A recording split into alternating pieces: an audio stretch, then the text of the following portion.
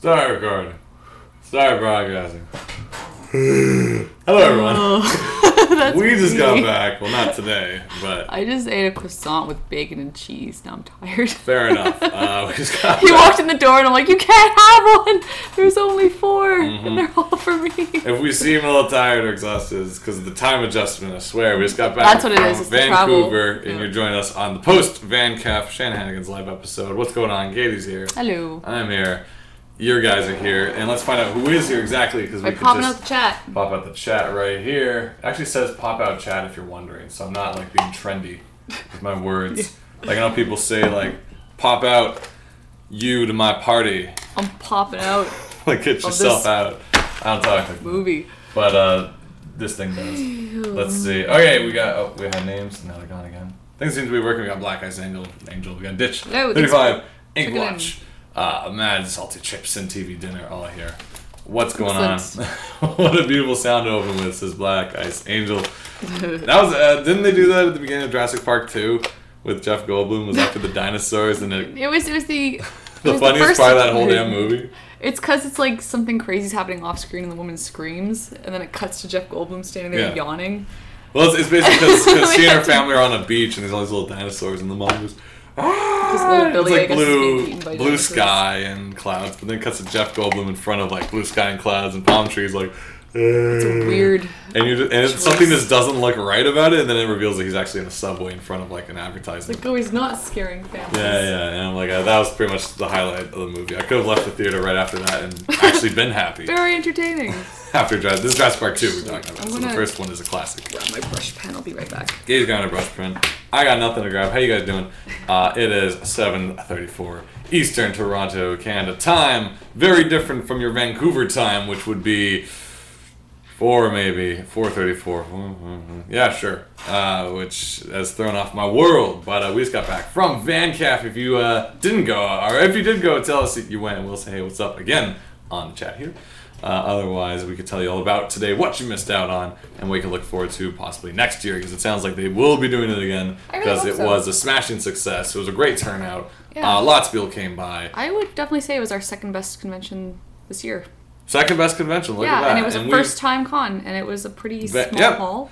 And the question I raised, actually, I brought this up to a few people while we were there. It's like, how do you promote a first time con? Like, I assume you could just like leave leaflets and stuff at a comic shop. The internet. They had like a thing in the newspaper about like I'm trying to think what would be the biggest way for people to find out that con was happening.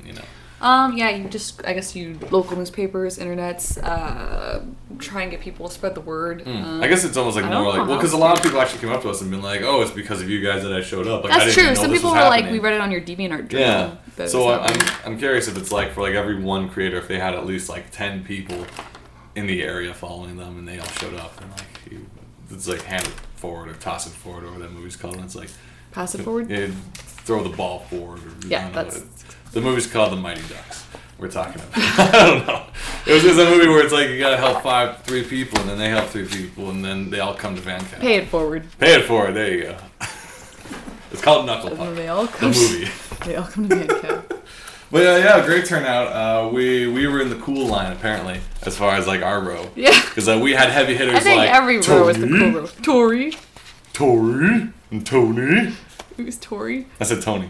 Oh, okay. Oh, I thought you added Tori because she was one No, else I in thought the you line. said Tori. We And I had was like, oh, right. And I was Tony. like, no, we didn't. Who else we got? Yeah, we were table buddies with Tony Cliff. Yeah, from the delightful Delilah Dirk. Yes, Eisner Award nominated webcomic of freeness that you can read on DelilahDirk.com. I don't want to pull these off the wall because they're really pretty, but you should go. And then we were also beside our pals Becky and Frank from Tiny Kitten Keep Teeth, Kitten. and Steve LeCouliard. Did I say his name right? Much the Miller's Son, awesome comics. Check that out if you like. And then my buddy Sam Alden was down that side, Gingerland Comics, and Lucy Bellwood, our new friend. There we go. I don't know her website, but her stuff is really cute and awesome. I will post that. And that was just our row. There was a bunch of different rows there, and good venue. Nice. Let's talk a little bit about I'd say Vancouver. it was a beautiful venue. Vancouver. If you've never been to Vancouver, Vancouver is basically when you think of the future, cities in the future. It's basically Vancouver. It's like it's unrealistic how like clean and spacious and green and water and mountain it is. It's not in like, I don't know, it's a weird city when you like grow up near Toronto where it's got that kind of grunge flavor. You know, like buildings and highways. Vancouver just felt very clean and it's weird. new and lots of green and mountains everywhere, which I loved. Yeah, and it's like when you go under highways, like you go under a highway bridge here and usually like find like the drugs and stuff. But when you go under a bridge in Vancouver, it's like basketball court and playground with spongy floor, and you're like, whoa, that's weird. Yeah. Weird. There are a lot of big parks. Yeah, I know. It's a very interesting city, so go check it out, Vancouver. We did a nice wander around, got to see some water, little tugboats going everywhere. They're like these little water bus water things. taxis. That was cute. Yeah, it's like we were near a dock, and the guy's like, we're looking at a map, and it could show you like where he takes you. There's a little boat. It's not actually a tugboat, but it's a little boat that goes and bops around and takes you to places you want to go. Did you guys not go to East Hastings? Said Ink Blotch. Did we go to East Hastings? I don't know. We were in Granville and went to Granville, downtown Vancouver, and the gas. We were staying in the gas town. What was it? If you know where that is supposedly everyone's like, oh, it's shady over there. I'm like, really? Because it's charming. There's a big clock that's apparently electrical and not gas powered. Well, I think our hostel was entering the shady zone. Was it? No, it was great. We were staying at the Canby. If you've ever been there, it's like a pub and a hostel at the same time. At first I was like, awesome, and after I was okay too, but that first night with the parties just raging, it's a Thursday night, and he just passes out. We go in, it's bunk beds, and he's out right away, and I can't sleep with just all the partying happening, so I need like the pillow and the music, and I was so miserable, but then I happened to fall asleep. And I was so tired, and Katie was just like, it's so loud, and turn off the lights, and this and that, and saying all stuff, and every time I'd get up to do something, I'd pass out right after. And then in my sleeping logic, I came up with like this like theory in my sleep. I'm like, you gotta not listen to the noise, but listen to the sleep. Yeah. And then you'll fall asleep. And then I was like, because that's what I was doing. Don't go to places recommended. I was focusing on the sleep, not the sound that was keeping me awake. And when you do that, you don't think about the sound, you think about the sleep, and then you fall asleep, and it worked out really well for me. Yeah, I don't think I want to do that again. Well, I'm not gonna say it's like the greatest place. Like when I came home, I realized having your own shower. All right, let's go back. Okay, well the thing is and we had a lot of fun, so we don't want to complain too much. But it's like it's a shared shower, and that's fine. But like, there's nowhere to put your stuff. Yeah. There's no rack, there's no anything. So there's like men's room and women's room, but then there's three. The store that people are going in and out of all the time. It's basically like a bathroom in a movie theater, but it also has like showers in it. So it's just like this open thing, and this is like a hospital. The showers are by the door of the movie theater. Pretty close. And you've got all your clothes and all your towels and everything. You gotta just kind of put it on the floor because there's nowhere else to put it. I hung all my stuff over the door and got it nice and soaked. It was great. Yeah. But the thing about the showers there is you play this little game when you use those showers. It's called Freeze Me, Burn Me. Oh, I love that game. And the way this games work is you try to take a shower, and the water is either going to freeze you or burn you intermittently at any point it chooses. So very fun. I do appreciate coming home and being like, oh, yes, great. TV Dinner 1 says, did you end up selling many copies of Silly Kingdom? Yes, as Kay says, this was our second most successful con festival of the year so far, so it was actually pretty good for us. Not understandably not as great as TCAF, because TCAF is a giant, enormous event and stuff like that. But we did pretty damn good. I'll say, here at VanCAF. Forgive me, I'm not crazy enthusiastic because I'm just tired. Oh yeah, we're just exhausted because we came back and I'm right in the thick of another storyboard deadline that's due very soon. So, but I mean, Vancouver was amazing. We like good eats. We'll get into that soon. Awesome people. We'll get into this soon. Beautiful city, and VanCAF was an amazing convention. I highly recommend you check it out because it's free, especially if you are in Vancouver and you missed it. Like. It was awesome. There was fun panels, which we'll talk about soon. We'll talk. And we'll talk. Yeah, because I need to find out about that Sunday panel. And beautiful venue in the Yaletown area, which is the trendy fancy town. Oh yeah, I guess it was. We had a really fun drink and draw, where it was the first time I've did these like excellent comic jams you're passing around. I'm getting these panels from awesome comic artists I love, and I'm like, oh man, how do I follow this up? Yeah, there's quite a few heavy hitters there too. Yeah. We had Dr. McNinja's creator. Well, that was great because we went out to Shannon Campbell, who is amazing and runs the event, invited us all out to Korean barbecue and sushi, an all-you-can-eat thing, and first of all, that place was crazy because it was I've been to all-you-can-eat sushi and all-you-can-eat Korean barbecue. I've never been to the combination of the two. And not only did they have this, but they had little private rooms with giant like lanterns, and they had like family boats. Yeah, Shabusen is in Shabusen was so good. We went to Shabusen, and they have boats in the main area near the window, so like you and your family all pick a boat. It's not in the water, but it's all in a boat. Because like I enjoy the novelty of a sushi boat. But like a people boat, to have a sushi boat in is like amazing. So continue. Good. Oh, well, so who was all there? It was Shannon and her husband Sam, who does the comic. We had Tiny Kitten Teeth there. Tiny Kitten Teeth. We had Tyson Hesse, and from Diesel. Who does Diesel and Boxer Hockey, who was a really nice guy. And I was also like, I know your work, and was like, good, nervous at first, but he was super nice. And then Chris Hastings. Chris Hastings was there. Across. Yeah. And you're a huge fan of Dr. McNinja. Well, like, here's the thing is, I'm not a huge fan in the sense that I should have known his name. Like, it was the very first TCAF I went to was in Toronto. And I'm talking about TCAF. This is in Toronto. And it was at the university at this time. It wasn't at the library. This is when it was like bi-yearly, so every other year, whatever it is.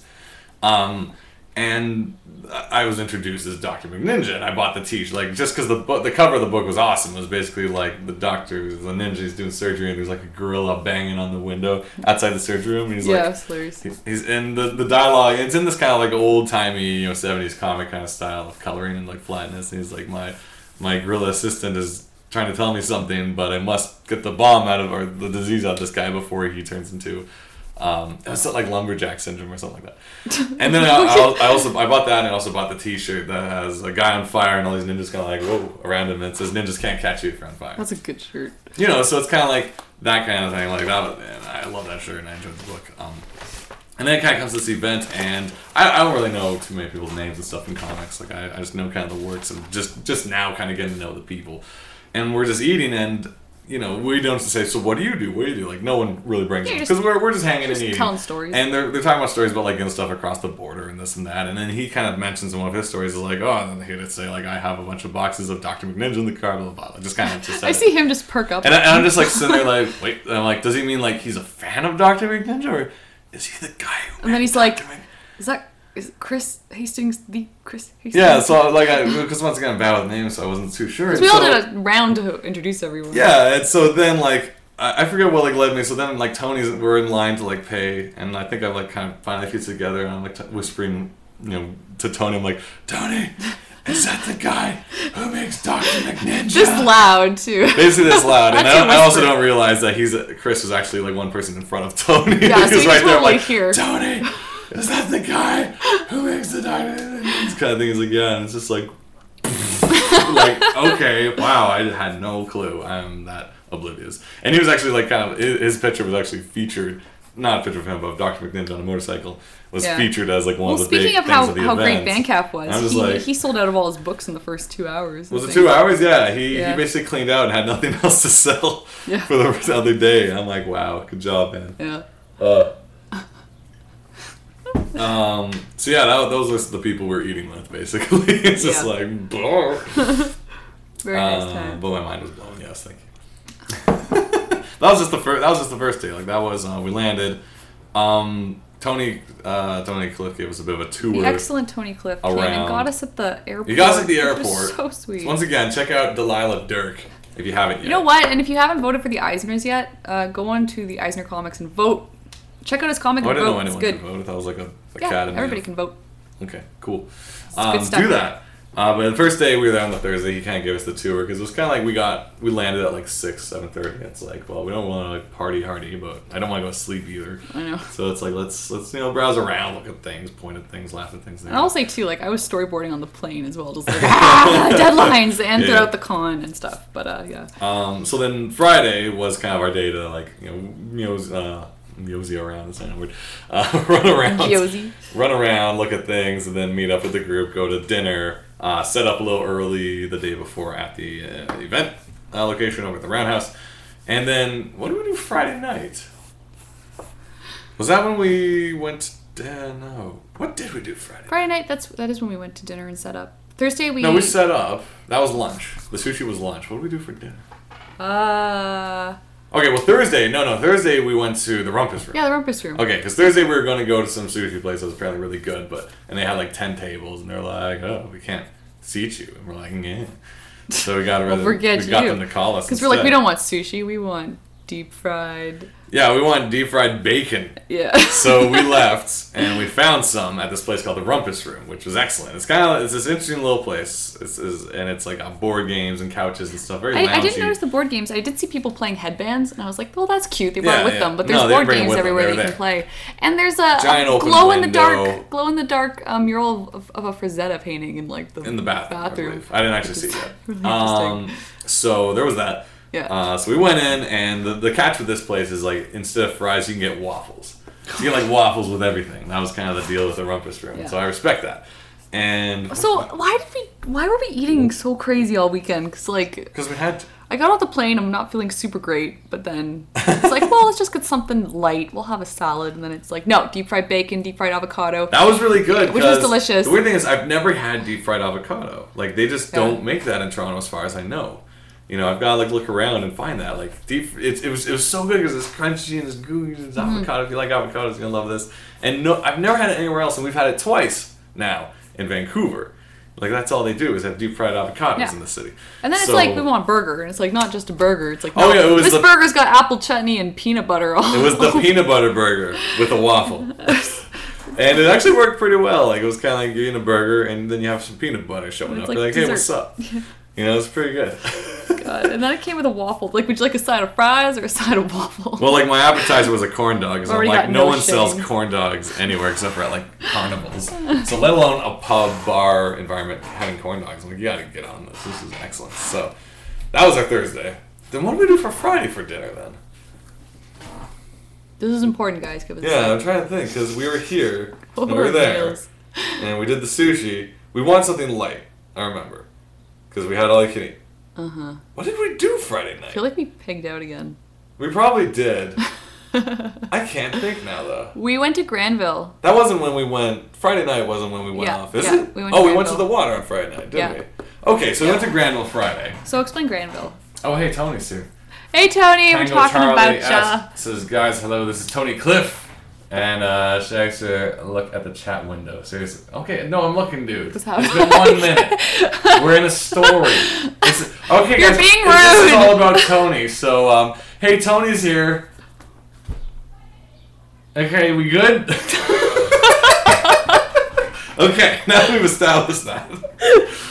Tony took us down to Granville Island. Once again, what do you find under a bridge in Toronto? The drugs. Trolls. What do you find? And trolls. What do you find under the bridge in Vancouver? The funnest place ever, which was also closed. Jurassic Park. But it was Granville Island's like this little whatever. It's like a little art community, and it's where the Emily Carr University Art School is too. And then it's like houseboats. So. There's these adorable cottage boats. They're boats. It's the most messed up thing I've ever seen. Pink, blue, green cottages. I compared it to kind of like if you guys enjoy the Bioshock games, the new one, Bioshock Infinite's coming out, where it's like all these buildings floating on balloons and stuff in the sky, and it's kind of like that, except it's houses, and they're like they're floating houses. I can see that being a bit of a problem. Maybe. Like, I don't want to be seasick where I'm living. You buy this expensive house, you're like, oh damn. Yeah. Like, oh no. Because we're looking they have these giant windows too, so I'm looking at someone's staircase, living room. Oh yeah, we're taking photos and videos of like people's homes and like looking through their windows and stuff like that. You're like, oh. But Granville was a weird place, and unfortunately, nothing was really open because we got there kind of late. But we got to see all these baby gooses all running around, chirping, and with lots of gooses, so it was really cute, and a goose. And it's kind of it was this surreal environment because we got to walk around the whole place, and we're like under a bridge, and we're beside it. It's kind of like if you've ever been to like Disneyland or like any theme park, and there's kind of like wooden cool areas with like old timey houses, and there's probably like a log ride connected to it because you hear water.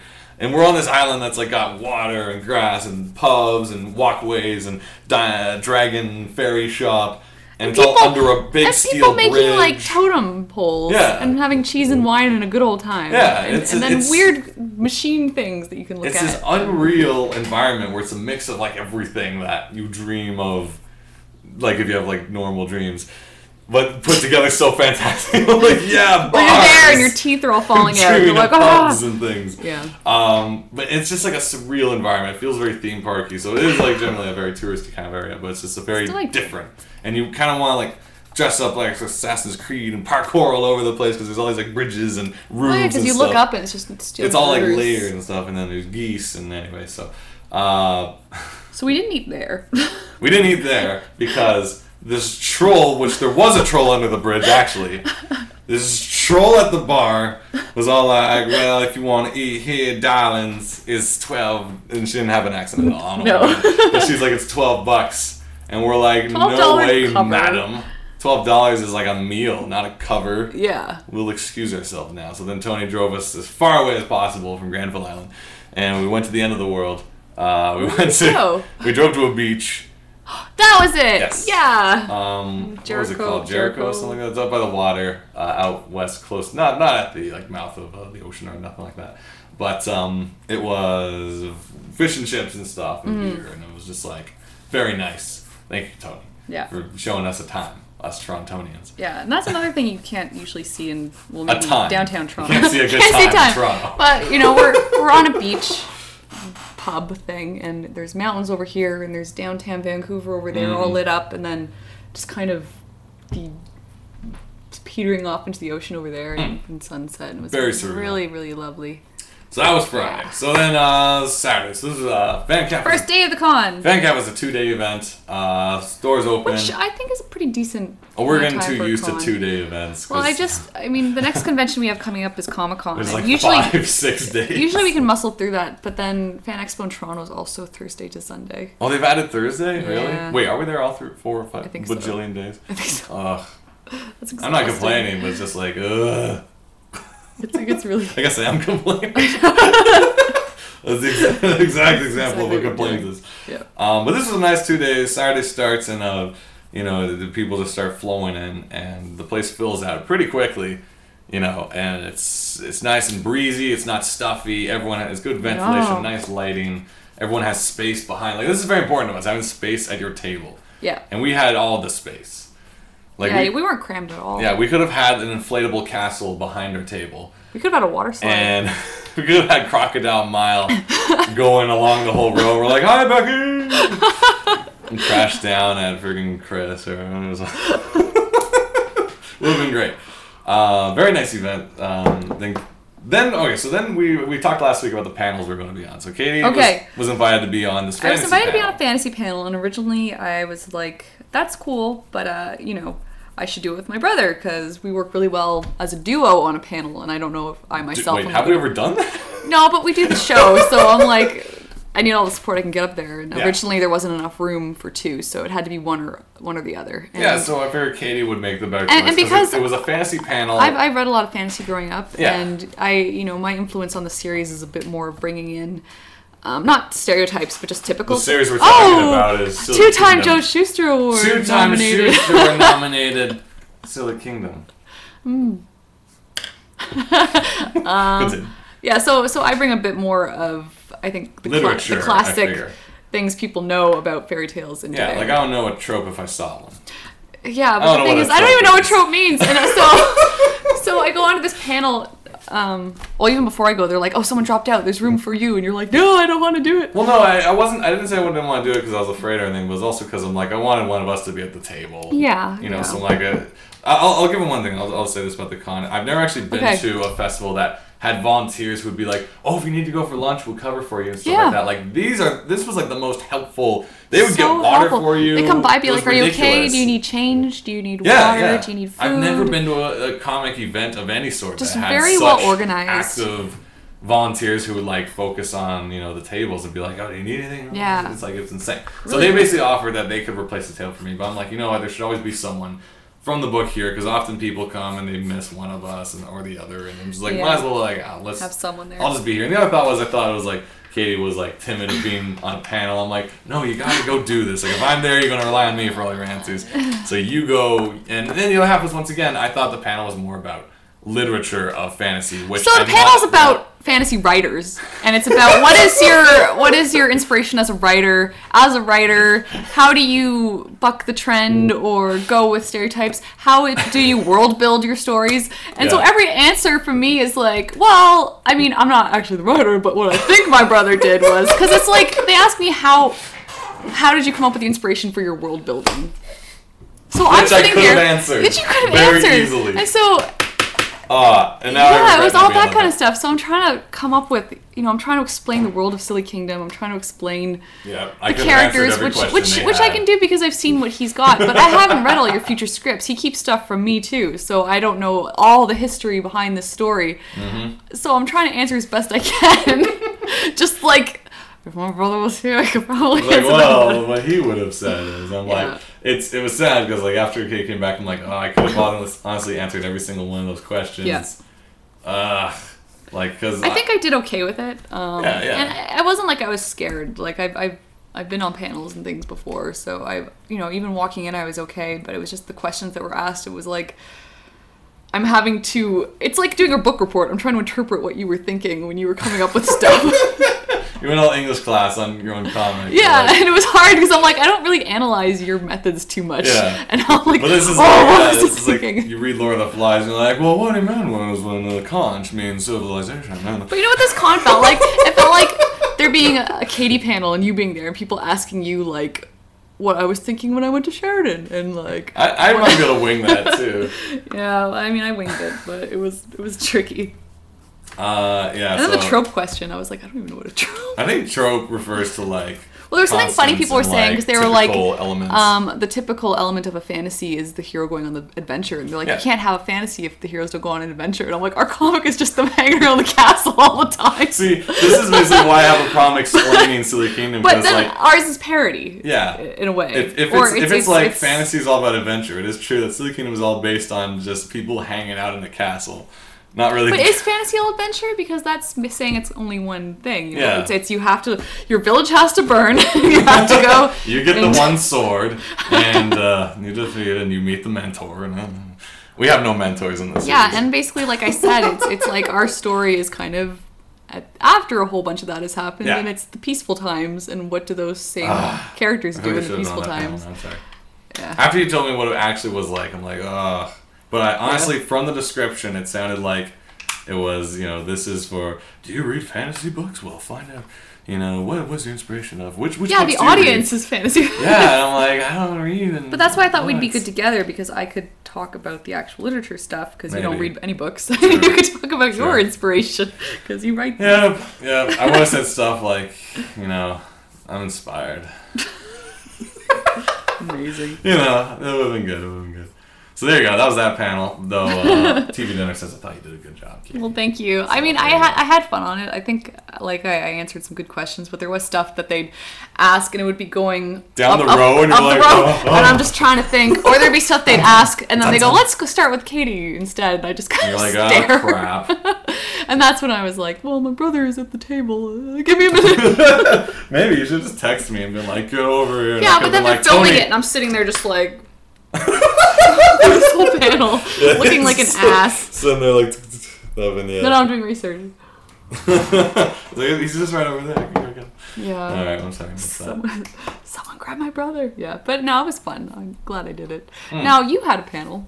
Well, let's lead into. Okay, so we'll continue Saturday then. Oh, no, we can talk about this. Okay, so I told you guys last week about this whole to-do of like me getting this invite to be on. 5 hilarious. Like 5 of the funniest comics, joined together, and all that kind of business. And I'm like, man, I don't think I'm the right choice for this because I'm not a stand-up comedian. And then they're like, well, we're still figuring out. Basically, it was just like, come together for an evening of chuckles. I'm just like, I'm not really like I can be.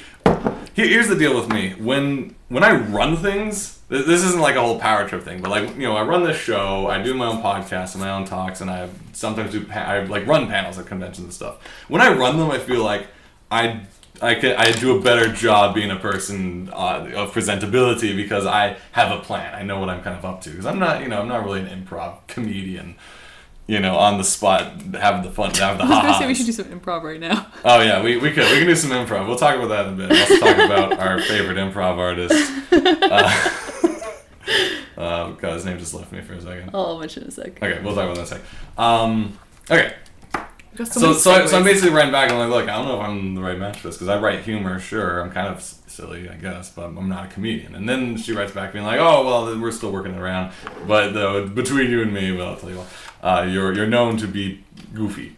I'm like, okay, like I'll do it. I'm not gonna fight. You know, I'll try it. I'll try everything at least once. See, the thing is, if I was approached, it'd be like, no, I'm not gonna work. I'm not gonna be able to do this. But if you're approached, it's like you're funny on camera and you've got like a good voice and.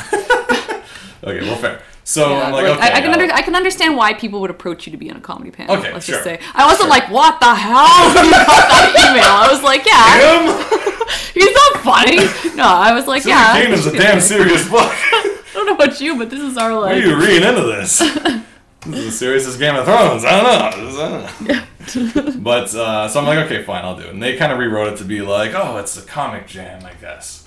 I guess. It didn't say that in the program. It's like 4 hilarious cartoonists and 1 slightly quirky guy. One awkward fella. So I go and do it, and it's like, we're all there, and I have no idea what to expect. And it's basically like three of them are actually artists, and the other 2 of us are writers, but he's I'm very sorry, I don't know names, I'm still working on that. The guy who is also more of a writer, he does gag comics, like he writes the one-off jokes. Oh, so good. his style is more of like single panel, how do you set up, boom, punch and go. Pam. And I feel like I'm not like just saying like my method is different from everyone, but I feel like my style of writing has never really been like setting up for jokes all the time. It's more like I'll come up with humorous dialogue and scenarios, but your stuff is witty banter and situations. I guess so. Like my thought isn't let's do a joke at this point. Oh, there hasn't been a joke yet. Let's do another joke. My pattern is more of I'm going to make a scenario and have silly stuff happen in between. That's kind of the goal. Anyway, there's neither here nor there. So we're on the panel, and other guys on the panel are. I'm trying to think what they. I'm bad at everything. Hilarious. There's Machine of Death was one of the creators. We were actually at dinner with them before. Yeah. Nice dude. And a couple of horrible things. Either way, so it's all like a draw, and they all go up, and there's like we're trying to figure out a story. People are trying suggestions, and so with me. So I talked a bit. Because you're not drawing, you have to be more talking. Yeah, I guess. But I feel like the thing with me is if I'm in a group of people who are all like big personalities, I tend to kind of you'll pull back because I find I don't know when to jump in. I feel. So like me on that panel is kind of like I find you're funny, but you're not maybe and not to say this in a negative to anyone else, but it's not aggressive kind of like you'll let people take the stage and then maybe. Well, I don't even think it's really a matter of me letting. It was just more like I had no idea. No, but some people have like aggressive comedy where it's like I don't care if this isn't. I'm just gonna jump in, and then it does work. But it's like it's having the no fear to just like jump in and jump in and jump in. You're like I don't know. Maybe we should be invited first. I need an opening. Yeah. So like I didn't really. I don't think I contributed too much, which I'm apologize if you came to the panel. Just because of my nature is more of if. I feel like I'm better at hosting a panel versus being on a panel because I like having the time to think to like what questions to give other people because like I use what they say and then I conjure stuff up versus if a question comes right at me I'm like well I do this and I do that and then it's like it's your turn to do something funny on the page and it's like okay well so far we've established that these dinosaurs and a toilet and Doctor Who, and how about this happens, maybe? I don't know. Just trail off. Yeah. So, like, it was a silly panel and fun times, and I don't feel it's exactly my environment, that style, like, kind of improv, coming up with, I don't know. Maybe I don't know. It was fun. But, like, once again, I'm not... You should maybe, like, keep at it, though. Like, keep at improv? Yeah. I feel like... I know a lot of, well, not a lot of, but I know animators who will just do improv comedy trying to improve their, like, storyboarding and acting skills and stuff. And it's torture at first because you're just so, like, but it's like, whatever, you're just getting up there and trying things. Well, I feel like around the house, I do a better job at improv because I come up with, like, random scenarios. I'm hilarious at home alone. I'm like the funniest person in the house. I'm the funniest person in the house. I'm the funniest person in this chair. Yeah, it's just like that kind of thing. But I feel like I can come up with crazy fast stuff and I can, like, rhyme things like I'm not even thinking about it and like I can rap battle and stuff, but if I'm on a stage and I have to do it I'm like oh geez, I don't know. Is it that 8 Mile moment? Maybe, I don't know. It's like it's weird. It depends who you're with too. Like different people I'm with I act differently, and so like at my place I'll be like a little more the broad. I have a lot of blue humor in my house, but you'll never see that outside that. Yeah, I find you cuss a lot more around me than you do anyone else. Yeah, around like family and like close friends, I'm foul. Around mom? You know that, Tony. We be spitting fire in that car. Oh, I think there was one F word. Like cussing. And our swears. Naughties. And I talk about butts and things. Just hanging in the car with Tony talking about Tony's butts. all about the butts. What the hell are you talking about? Delilah Dirt, check it out.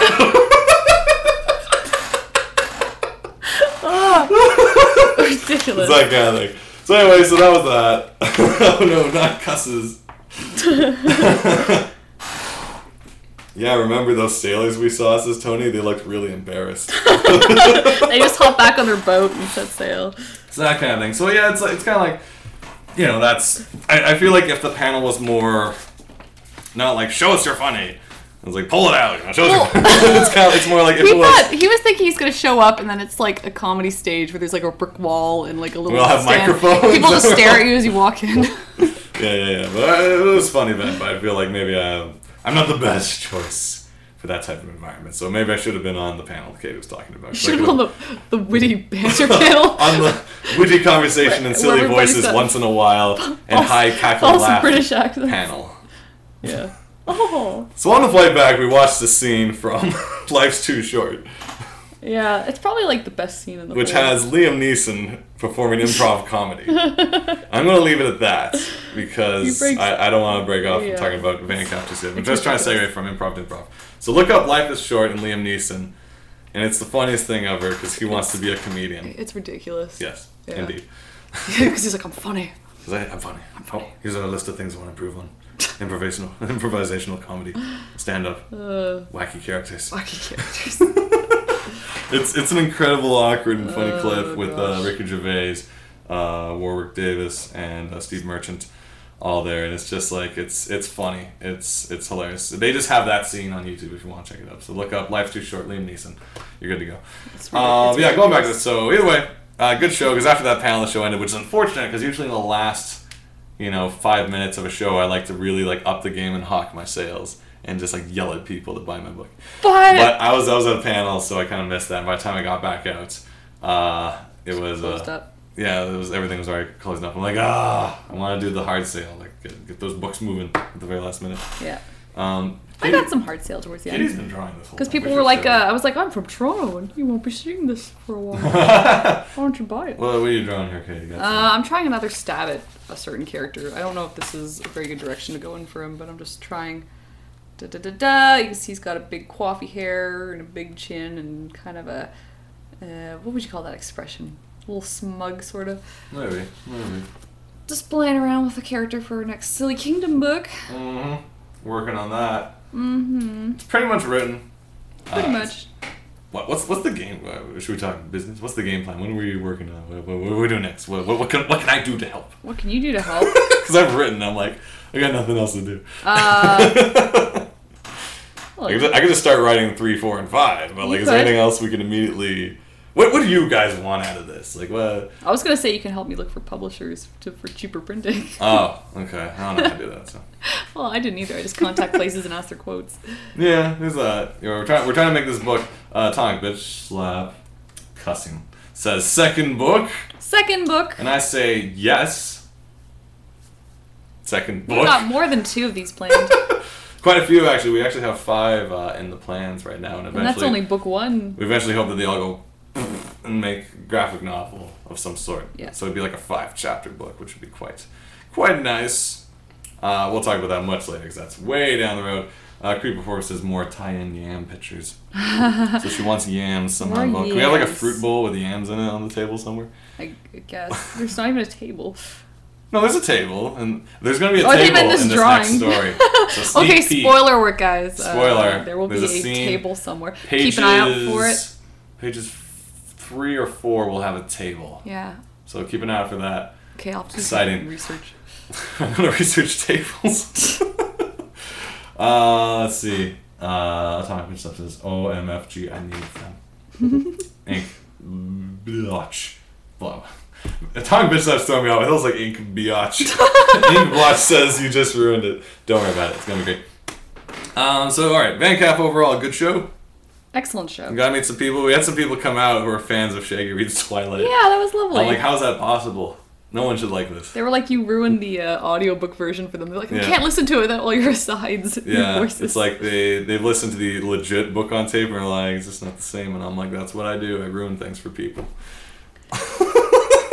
I set out for that. It was really cute because I, if I remember properly, it's like sometimes people come to the table and seem kind of shy and just kind of be like, "You want this," and then walk away and then just get that little bit of courage and then come back. And then I think what these people did too was it was like we had like a thing and I gave them the book and then I was like, "Oh, and my brother's in a panel if you want to sign it." And it was like, "Hey, Shaggy, come back because I love Shaggy Reed's Twilight." I was like, "Oh yeah," and then we just talked about that for.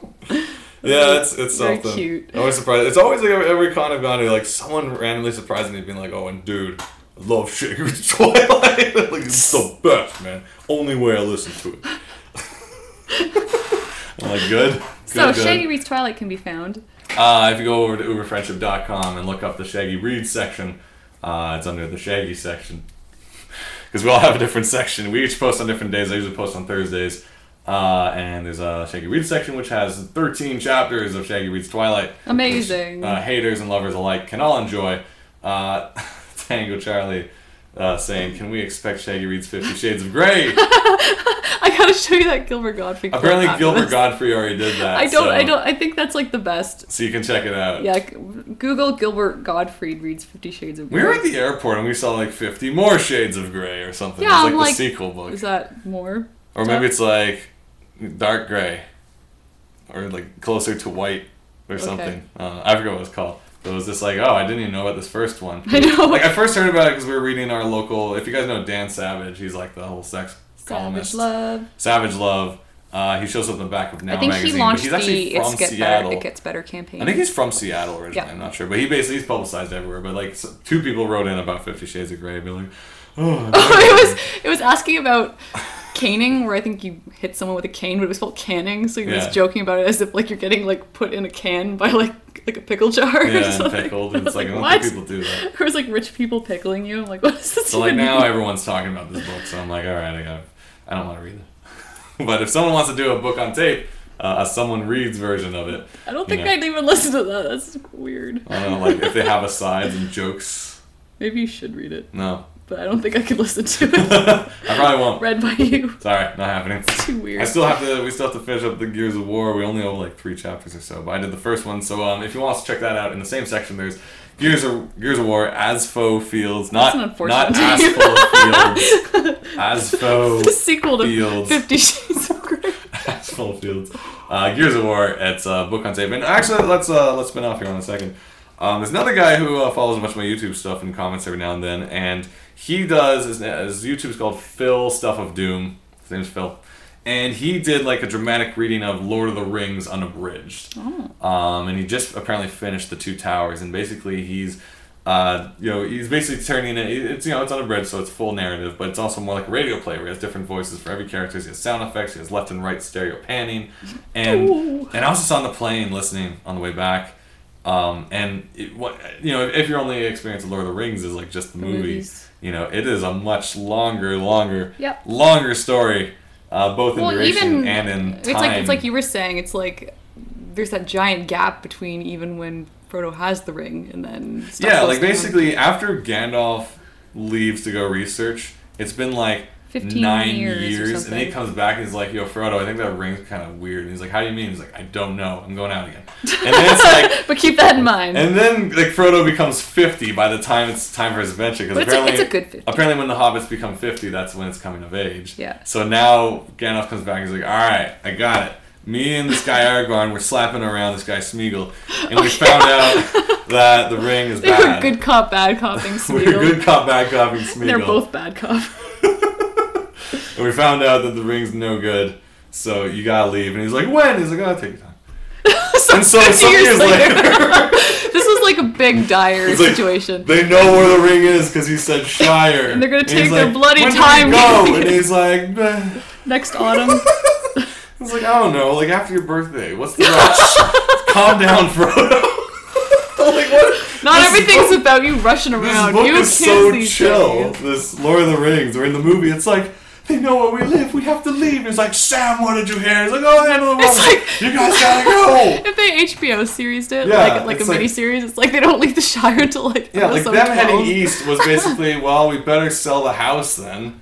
And so Frodo sold the house. Frodo went into real estate. Yeah, and he had the neighbors come over, and then the Sackville Baggins, and those then bastards. He's moving out east to his old house, and there's gonna be an after party, and it's just like, dude, is there not like pressing danger? It's like the pressing danger too is like having tea along the way and singing songs. Like, you know, like in the movie they kind of ramp it up where it's all like dun, dun, dun, dun. well, no, like they're in the Shire, and the ring wraiths are like in the Shire, doom. And you're like, holy crap, you know, people's heads getting cut off. This is nuts. Yeah, that was crazy. But then in the book, it's just like around the corner, Frodo hears a guy being like, "Oh, what? Oh, Baggins isn't here. I don't know. Shut up. Leave me alone." And it's like the other guy, you couldn't hear because there's a whispery, low voice. He's like, "I don't know nothing. I'm going to sleep now." And Frodo's just like, "Well, that's weird."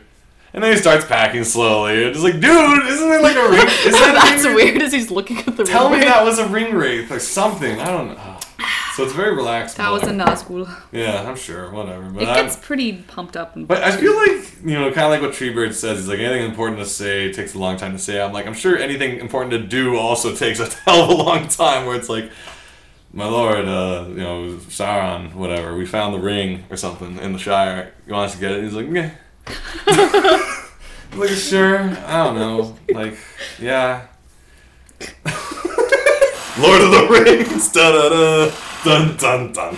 Oh. You know, so, you know, let's be grateful for adoptions making things slightly more exciting. Well, I mean, and again, it's the, I guess, the audience too, where it's like people are like on the go now. They need their fantasy fast. Yeah, I guess. But I mean, I remember reading the books and I remember it getting really exciting and quick. So I think it's just the ramp up before the adventure begins is a slow burn, and then it's like da da da da. Things are huge. Things are crazy. He's amassing armies too. It's like he's taking this time. Kind of got his Dark Lord hand. Sure. Yeah. That's good. Either way, check out, go to YouTube, look up Phil Stuff of Doom. He has them all on there. And I think there's also a link to his Mega Upload too, or whatever. Not Mega Upload, it's not there. Mm-hmm. He provides it elsewhere if you want to check it out. I thoroughly enjoyed it so far. There's a lot more to go, but it's a good listen. It was nice to be on the plane and be like, oh, I'm in the Shire. Because he uses all like the Howard Shore score basically for everything. Yeah, so it's a very interesting listen. So if you don't like the silliness of Shaggy Reads Twilight, if you want something a bit more literary, a little more serious to cut your teeth on or whatever, you can go check that out. Good. What's Katie doing over here? Let's jump back. Drawing boots. Let's switch camera. Mm-hmm. Come on. We got Ink Blotch saying, have you ever heard of the essay Epic Pooh? That's P-O-O-H. So like Winnie the Pooh? Epic Pooh? Yeah. Is it like Winnie the Pooh? No, like... I've read the Tao of Pooh, and then I was kind of like, is it all Winnie the Pooh about it. It's Winnie the Pooh philosophy, but it's very like, oh, don't worry about anything. Life will take care of you. And I'm like, well, that's nice. Comparison of Lord of the Rings to Winnie the Pooh and how every similar writing styles. Really? Yeah. Really? Yeah. Well, there's also like the not Tao, but it's one of those books, but for Zelda. Oh. And it's like the something of Zelda and how it applies to your life. I don't know. It's like, I saw. Eat, Pray, Zelda. Yeah, I guess it was something like that. Yeah, I saw that on Labyrinth. I'm like, oh, that's interesting. I haven't read it yet. It was also next to World War Z. Yeah. It's like if you like zombies. I also have that on tape, but it's not by like a person. I almost wonder if these like if I'm just like on the cusp of this like community. There's got to be this like group of like people, kind of like the fan dubbers, but like book readers who are also like smarmy. Jerks. What? Why smarmy? Well, I don't mean smarmy. I mean like me. Like they're just like adding things to it. Like I wonder there's got to be like this community of like it's kind of like when Rooster Teeth first starts snarkybooks.org. When Rooster Teeth first started doing Red vs. Blue, they didn't even know what machinima was. Then they're like, oh, we just got nominated for a machinima award, and like, what's that? It's like, I guess that's what we're doing. We're making movies out of video games. Yeah. So like I'm assuming there's got to be like someone else reading serious, well-received books like Great Gatsby or something, but being like, oh come on. This is stupid. I don't know. I mean, you could make it a series. Maybe. You should corner the market. Maybe Shaggy reads The Great Gatsby. Speaking of which, who's seen that trailer? Not me. For The Great Gatsby? Oh my gosh. Coming out in 3D. And normally I'd be like, and And like I'm not gonna see it in 3D, but it's directed by the Moulin Rouge dude. Right. There you go. Basically, it's insane, and it's friggin' Leo DiCaprio is Gatsby, and Spider-Man is the other guy. Gatsby. Yeah, and it looks nuts. It's a weird trailer, So if you enjoyed Moulin Rouge and like Romeo and Juliet and something else that person did, did he do? He did something else. Did he do? What's it called? What? Did he do Inception? No. That's Nolan? Yeah. Okay. Nolan didn't direct Moulin Rouge. You sure? I'm pretty sure. No? Pretty sure he didn't. Someone says Strictly Ballroom. What's that? Australia. Strictly. Oh, Australia. Wait, the film Australia? Yeah, with what's his name? Hugh Jackman. Hugh Jackman is the guy who. For sure. Well, we'll get to that in a sec. What's the name of the director of Moulin Rouge? Is Baz Luhrmann? Maybe. Sure. Looks interesting. So I'm intrigued. All you who pretended to read the book in school and somehow passed anyway, now you can find out what the whole story is. I don't know what it's about, other than Kate Beaton's comic version. It's about a dock and a light. Yeah. It's a sad story because it's all about old money and new money. And like Gatsby is new money, but the old money people won't accept him. So it's basically a lot like Game of Thrones. I don't get that because it's like old money made their money like what, by breaking the backs of peasants and for their money, whereas this guy is able to make money through capitalism. Yeah, like I think he's like a war hero or something. It's like I was born lucky. It's like, yeah, essentially, but that's like a status where it's like, oh, we didn't know. We just maintained it. But usually there's a 3-course system where it's one. I just don't know how it's better. It's like, so you're lazy. One makes it, one spends it, and one loses it. And that's like the family company motto. You make it, you maintain it. That's why you always give it to someone else after you've need a successor. Mr. Lodge does not give the Lodge Empire to Veronica Lodge. Yeah, because Mr. Lodge made it, and Veronica's going to skip to stage 3. Yeah, give it to Archie. Lose it all to Archie. And he's like, oh boy, let's invest in friggin' jalopies. It's gonna come back. No. I'm telling you. It's 80s came back. Next jalopies. It's like the jalopies gonna come back big. Forget electric cars. Okay. I want gas guzzling jalopies. I go putt. I like Archie's voice. Archie's like this mad tycoon in his old age, wearing Kleenex boxes on his feet. Hey, Katie and Shag, finally getting to see you live, says Gabukan. And actually type the names on the screen. Gabukan? That I usually just May I yell. see? P.S. It's J-Bone! Hey, J-Bone! It's J-Bone! Hello! Cool. Excellent. J-Bone does awesome things, and you should Google J-Bone and find these awesome things. And we are very happy to have met you at TCAF as well. That was excellent. Thanks for coming to say hey. That was really cool. Now it's pressure. It's like, so as I was talking about important fancy things. We gotta do a good show now, guys. So clean up your language in the chat. Stop cussing. No more of these bad, naughty names, Atomic B Slap. None of that. So bad. Is that any better? We were going to lead into, I just sent Kay the trailer to her favorite, he wants us to cuss. Her poo-in favorite movie. Stop it. What are you talking about? I'm cussing. I'm using my cuss mouth. It's the the butt-tastic movie. It's called Les Miserables, and it's the butt. I saw it. Why would you do this to me? I saw Les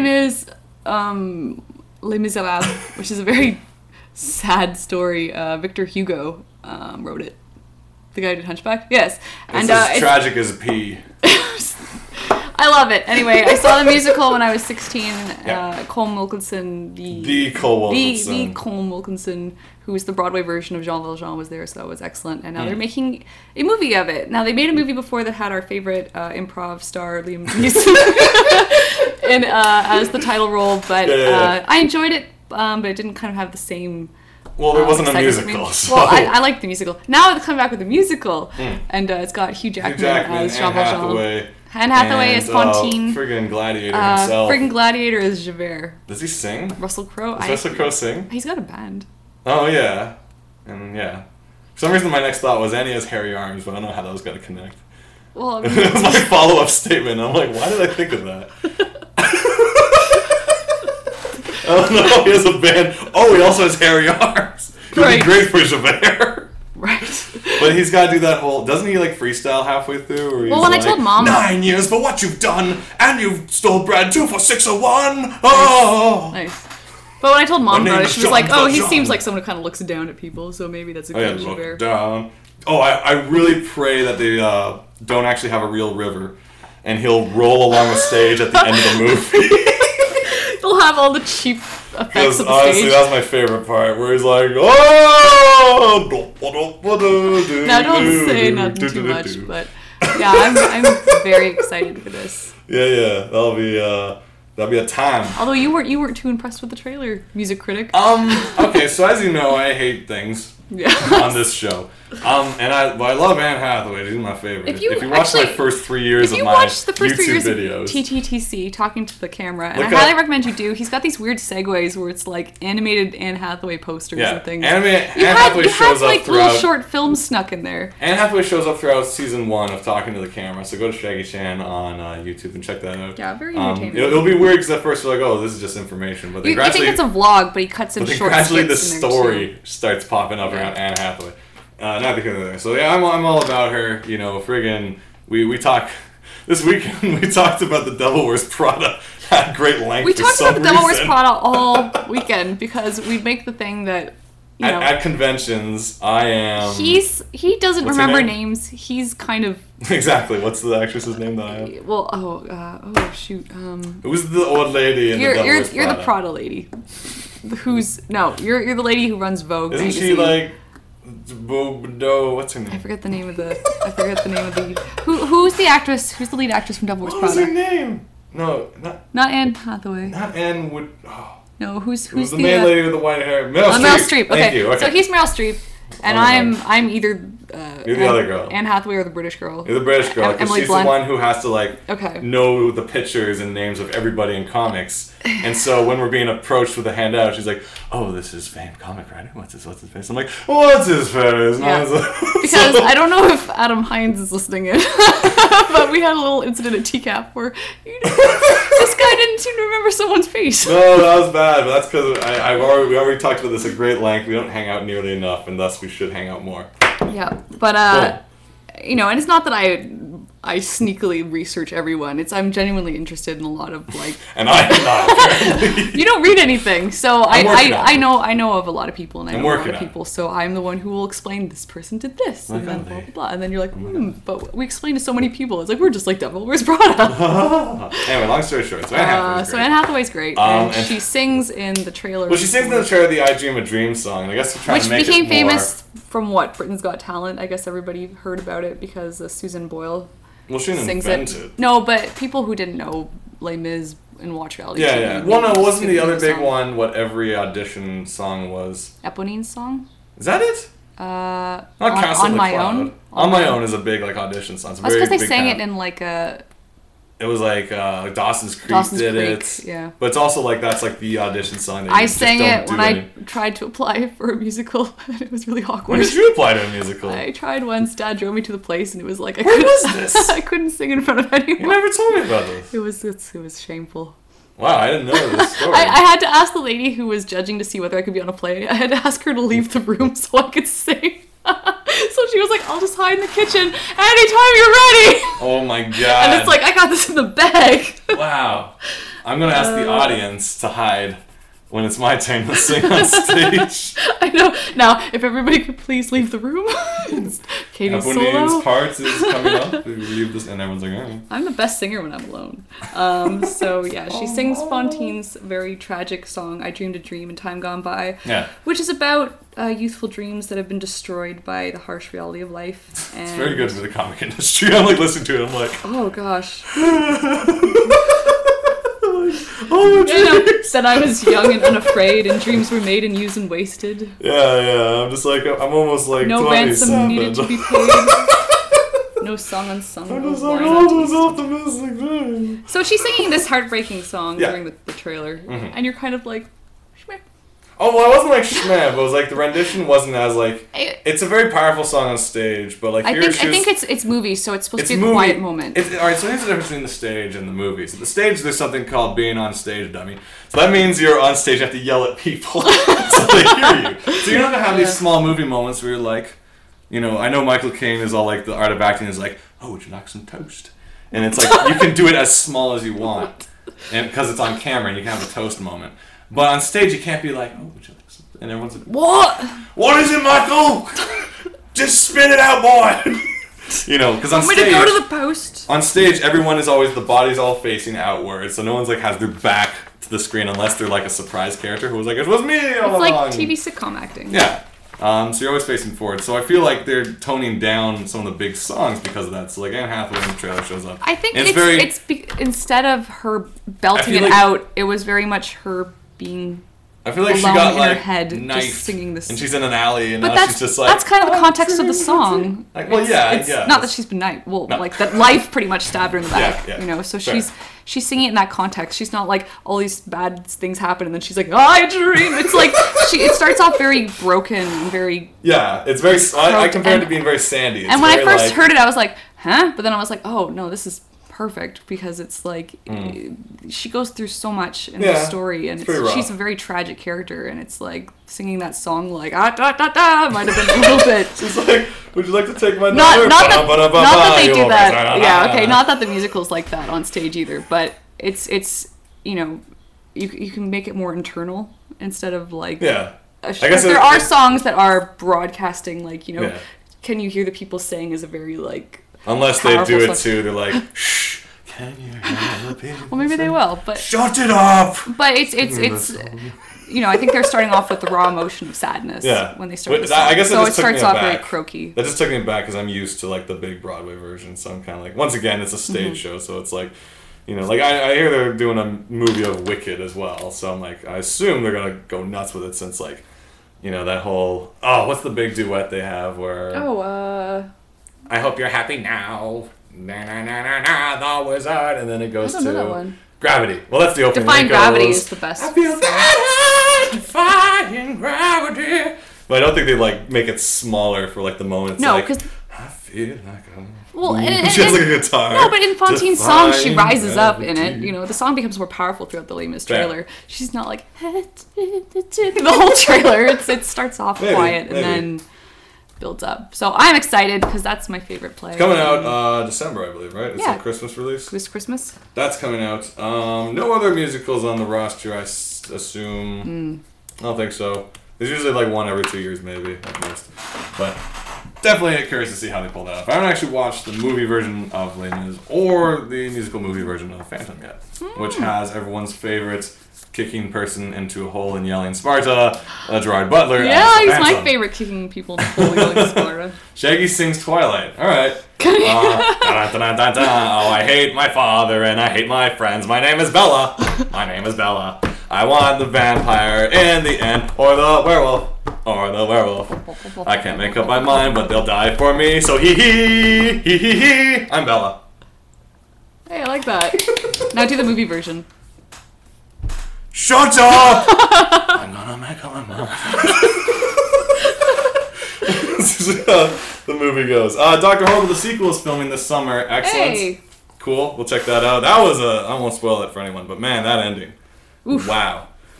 Tango Charlie says, I thought you said you didn't like improv. I didn't say I didn't like improv. I didn't have a chance to sing at the panel. If it was singing improv. Sing about the next panel, I'm like, well, the doctor comes down and there's a dinosaur. Oh, that was the one thing missing. Yeah, see, if they asked me to sing about Silly Kingdom, I would have been okay. Oh, really? So it'd be like, yeah. It's like doing like a hoedown. It's like but definitely, how do we get to this train of thought? Right. No, guys, where did we segue from? Anne Hathaway's great. Bottom line. That's all I needed to say.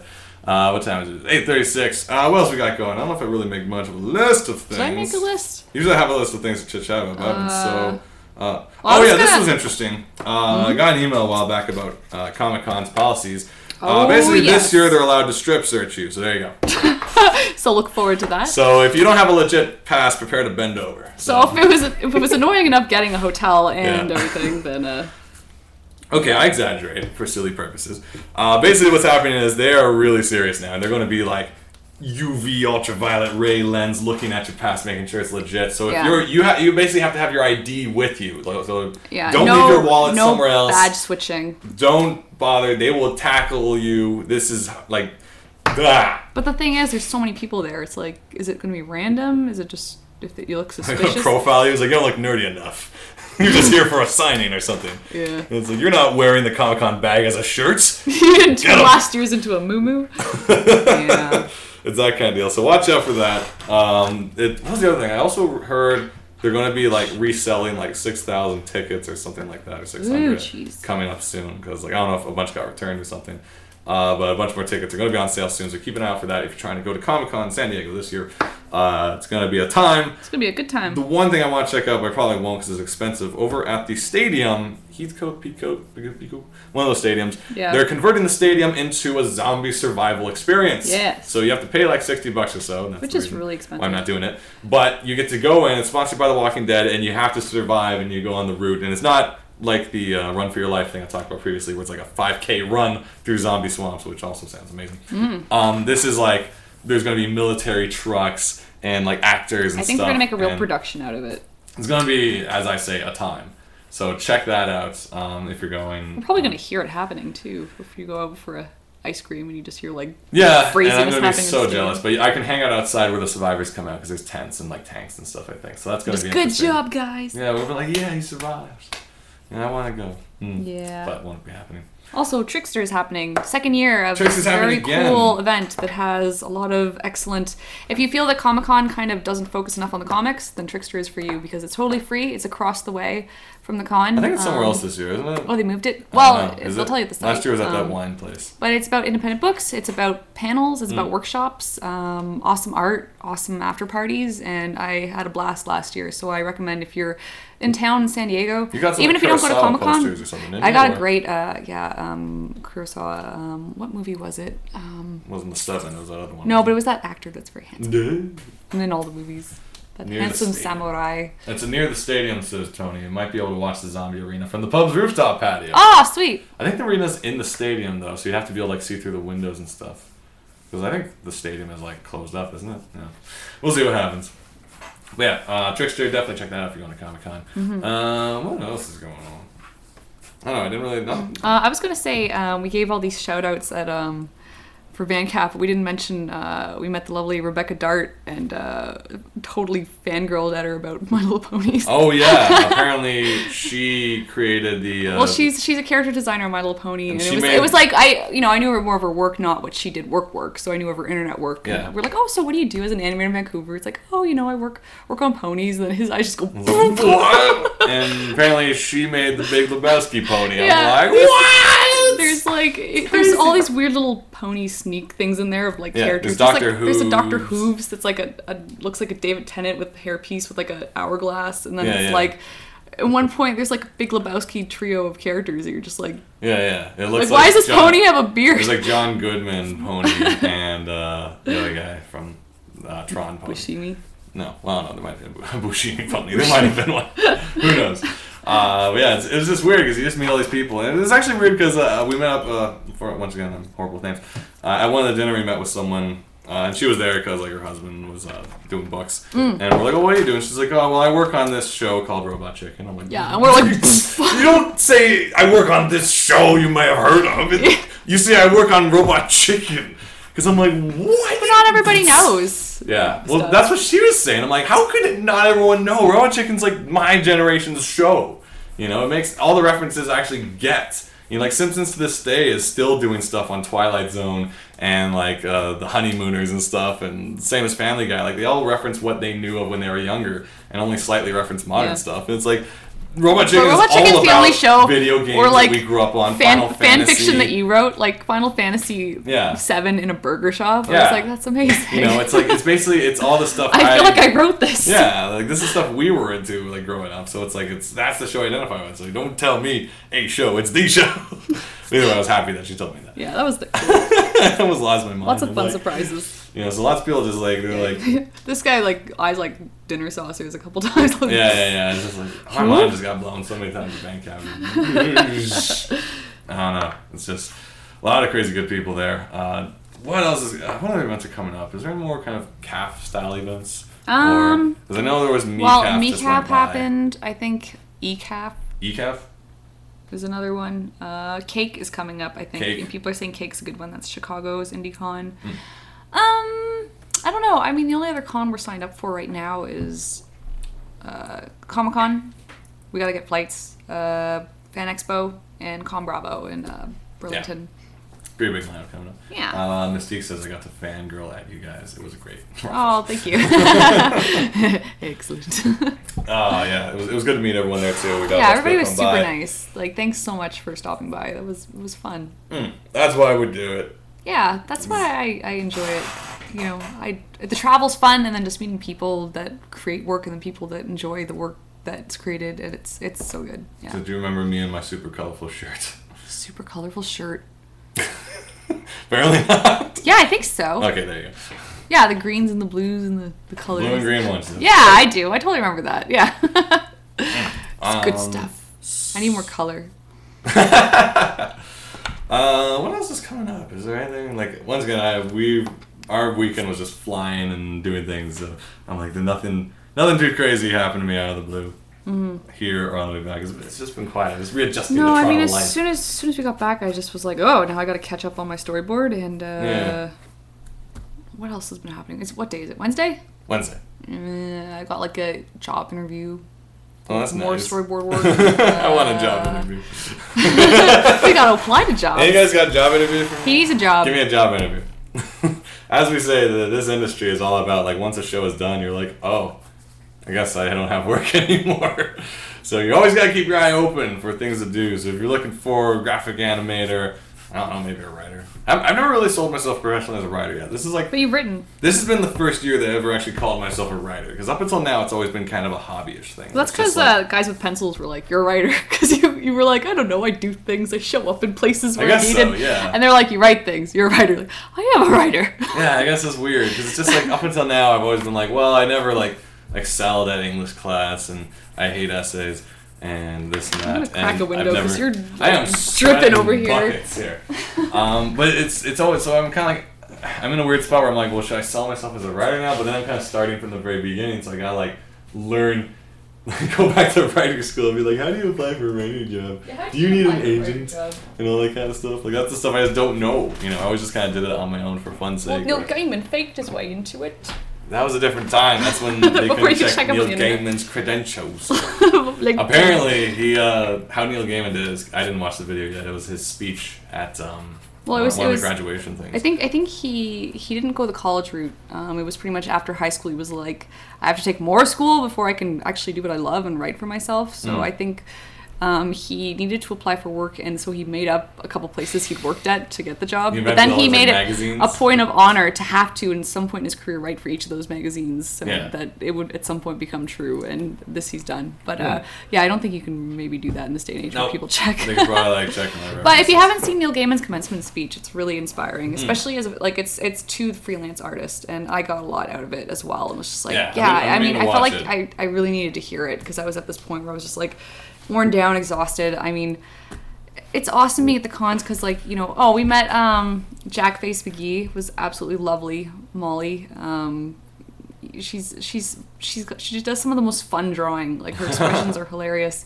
and just talking with her, it's like, yeah, she's at a point now where she's able to draw all the time for fun too. And it's like, I have no time to draw for fun because I'm drawing for work, and I'm just like, man, it's I need to either, you know, listen to Neil Gaiman's speech. It's like, you know, he describes it as the mountain is your dream, your goal. And I mean, you might not be on the mountain right now, but as long as if you don't know if you're doing what's right, as long as you know you're facing the mountain and heading towards it, you're in a good place. So I'm like, is storyboarding even the right thing? Because it's like, I'm not able to draw things I necessarily want. Like, I'm drawing for other, but it's like, you know, I'm learning to draw faster. I'm learning to work with other people's good ideas, and I'm learning, I'm getting better, and I'm learning skills, and I'm getting better composition and drawing and everything. So yeah, I'm heading in the right direction. I mean, all I need to now is to be more disciplined to try and get up earlier and work on my own stuff, which is hard because storyboarding is a lot of work. I really needed to. His speech was like, I was like, yes. I'm gonna watch that tonight, because I'm kind of at this I think point. That's good. I don't know if I'm at that point of no return, precipice just yet, where it's like, you must now do this. But I'm trying to figure out what's my next kind of professional thing to do. Hey, Brian Evanew's here. What's up, Brian? Hi, guys. Hello. Brian, welcome to Job Talk. Do you have a job for me? Brian, Stephen wants your email so he can ask you about jobs. Give me a job. Find me work, Brian. I have no contacts. He's like, when I work at places, everybody's married and has kids, and I don't have anything to say to them, and all they want to talk about is sports, so I don't make friends. I'm going to tell you guys this right now. Like, this is, you learn, this is a learning show, as we say. Shenanigans Live is a show of learning. Yeah. One of the most important things in any industry of this kind of nature. Let me just preface by saying that, like, I think I have a pretty good portfolio of work. Every job I've gotten is through someone I met as a friend at a studio, so that I was able to help shoehorn in, and my portfolio and my skills what kept me there. But you know, it was very much contacts that helped me get in. So. Oh, okay. So what we're trying to say is when make friends. Wherever I worked, I tend to always either be like the youngest guy or the just not into what everyone else is into guy or the what? The Harry's? Sure, yes. Well, either way, there's always kind of like I never put the I was just so focused on doing the work and just going home and doing my own thing that I never really put the time into like getting to know everyone at the office and making the contacts and stuff like that. So admittedly, I don't really have any contacts in the industry. Like I have a couple, but like the point I say to you guys is do not even for the sake of like my next job is with this. It's kind of like go get to know everyone in your studio, know what people are doing, know what they're up to, and you know, it will help out in the future because then if you guys stay in touch and then this person's doing something, then they can be like, oh, hey, I know that guy, he does this. And that's very much what the whole school experience is like. When you graduate from whatever your course of choice is, say it's in photography or video or animation, acting, whatever, people will know, oh, yeah, I went to school with a guy who does blank. Yeah. You know. To be fair, though, I mean, at Comic-Cons and stuff, you're really friendly because that's something you're really interested in. So it's like maybe certain other jobs, it's like you're not super invested in being there, so you're kind of zoned out when you're there, maybe, but like at the con or the no. I mean, like, you know, it's like, oh, I didn't make friends, but I mean, like, you're great at making friends in a comic convention setting because everybody's creating work and you're interested in that. Versus, say, if you're graphics animating or something, it's like you're just switching things around. It's not like you are. I mean, the work's good, but it's not like you're like, oh boy, I can't wait to keep doing this for like. It's not something you want to keep doing for. Ever, I guess. Well, am I totally like ruining you now? That people are like, don't give him that job. He doesn't want to do that for a living. No. But Tony's saying making studio chums is a thing I totally should have learned earlier. It's hard. Likewise, it's like it's not because like I'm especially because it's a little bit I'm just thinking because it's like I came from coming from high school. It was like there were people were nice in high school. I didn't really have any issues. Yeah, I don't have like a rough high school story. Like high school people were pretty good to me. Like, it was just nice, but college was the first time I met people who were interested in things I was interested in, so I was able to make like friends that I was just like, oh man, we're totally connected. And then I find each place I go to jobs, it's similar because we're all like big fans of creating things and stuff. So that's how I know I'm on the right path for those kind of things. But again, it's taking someone that I was very shy in high school too because it's like I was doing my own thing. So it's like you're taking someone who's kind of introverted that works alone on stuff, will draw, and like now it's like now you have to make friends because if you don't make friends, maybe it'll be harder for you to find the next job if nobody knows you at all. And it's not that they're being a jerk, it's just they haven't talked to you, so you don't pop up in their head when it's like someone needs a job or we have an opening. It's not like that guy who I don't remember his name because he just sat in the corner. I'm sure he's nice, but like he did a good job. I have no idea who he was. So I mean, making connections is important. It's not about being like this wheeler and dealer, but it's we're all humans. Like there are different aspects of it. Like I know people who will like go out of their way to. Do you want me to get to know? Maybe, am I sweating that much? There are people who like get to know people intentionally because they're like, oh, this guy's connected to this guy. And like that's all well and good. It's not really my style to do that, but at the same time, I do have to be a little more, open and like be like, hey, I watched the sport game too, Bill. Yeah. No, that's true. You're not really interested in that. Fine, I'll just fan myself. I don't know, it's tricky because I guess like my taste is You're holding my Lulu wedding magazine. That was really hard to get to like know people at certain jobs. Well, and I mean, I feel like that sometimes happens when we visit like with family sometimes, where it's like we are the nerdy black sheep of the family. So it's like when we show up to some family events, it's like maybe people aren't that interested in who wants to talk comics with the nerdy things we want to talk about. So it's like Okay, trying to adapt, whereas you can geek out at a Comic-Con. Proto Wilson says the ability to work in a team can be a communicator is more of a business card than people realize and be a communicator. So yeah, it's kind of like honestly like, and here's the thing, like, I can work with teams well enough, but it's kind of like after the work is done, I go home to do my other thing. Yeah. Because like I love making videos and stuff, so it's like, all right, see you guys, I'm going off to do whatever. So. And this is a stupid story. The only time I actually went out with everyone at my office, I somehow got pink eye from my roommates. So I was there at the table. Oh no! And I'm like, am I crying? And I went to the bathroom. I'm like, my eye is busting off. This is the first time I'm hanging out with these guys. I'm like, ew. I'm like, damn it. Maybe that was a sign. I finally put effort in my room. I somehow get pink eye. I wonder if this is a sign that maybe you're pursuing the wrong kind of work. Yeah, that is a weird situation. It's like, I'm finally hanging out at the bar Friday night and my eye's like leaking. Great. Did you go home? Or I was kind of like this the whole night, like, hey guys, let's talk about sports. I love baseball. Oh god, I don't know what's going on. That's really sad. Yeah, it was a weird story. And that was the last time I hung out with them. After that, they only held like parties. I'm sorry, this is grown-up parties. You only have to have a child and a barbecue and a and a love of the good old hockey game. And I'm like, I hate all those things, especially the child. Proto Wilson saying you should have drunk more. Takes forever. In San Francisco, says Scotland Barnes, we have a lot of sketch crawls to just get together. It takes forever to organize. There's one in Toronto. I think we just missed it yesterday. Bryan Avenue, how was it? Was it amazing? Did you go to... Bryan Avenue, did you go to the Toronto sketch crawl? Is it a whole crawl, like around the whole city? Or? Actually, it's not a crawl. It's a... do they still do the... It's a comic jam. It was hot in there, he says. Yeah, I can imagine. They are... super muggy in Toronto. Our drink and draw was delightful. The doors were open. It was windy. So it was nice. A pool hall. It was empty except for all of us. They had these full of drinks that were like cartoonists. $3. Well, the thing is I opened a tab for the two of us, and I'm thinking, okay, I open up a tab, and then it's pretty much a montage happens of like drinks and nachos and drawings and drinks and more drinks. Yeah, and then at the end of the night, I'm like, okay, like, God, I have to close my tab, and I'm waiting for it to be something ridiculous. And like, okay, $20. I'm like, what the hell? It's like this whole montage of us just like living in high with cigars and yeah, it was ridiculously cheap. I was like, oh, it was just $20. I know. I was thinking like it's gonna be like almost $100. Why'd I open up the tab? No, it was not. I felt bad. sophisticated because I came to the bar and I'm like, oh, put it on Katie's tab.